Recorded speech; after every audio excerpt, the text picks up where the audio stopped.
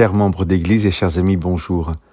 Je vous lis ce matin la formule de bénédiction qui conclut la lettre que Paul a écrite à l'Église d'Éphèse, les versets 23 et 24 du chapitre 6.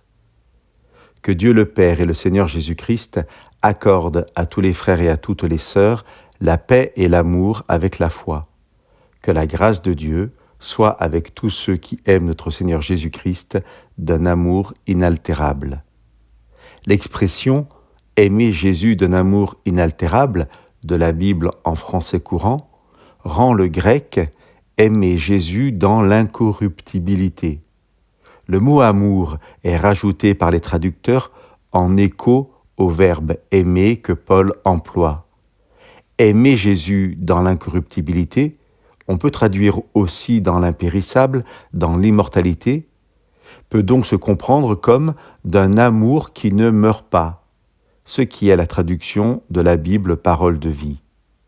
Dans notre texte donc, ce qui est incorruptible ou qui ne peut pas passer est donc l'amour que nous avons pour Jésus et la perspective par la foi que cet amour s'inscrit hors du temps, qu'il commence aujourd'hui et qu'il n'aura pas de fin.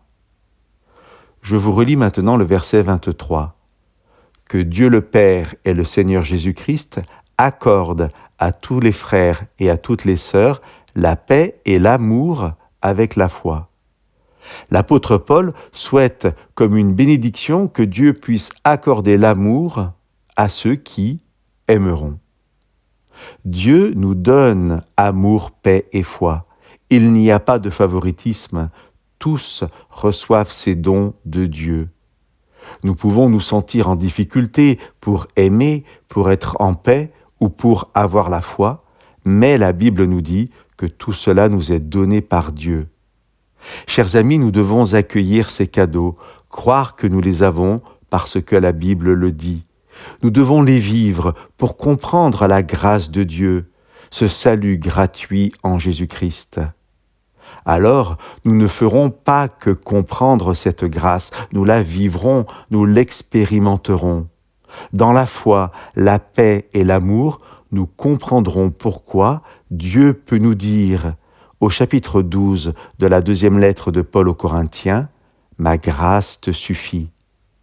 Parce que nous aurons le privilège de vivre dès aujourd'hui un amour de Dieu impérissable, nous nous sentirons pleinement bénis par Dieu.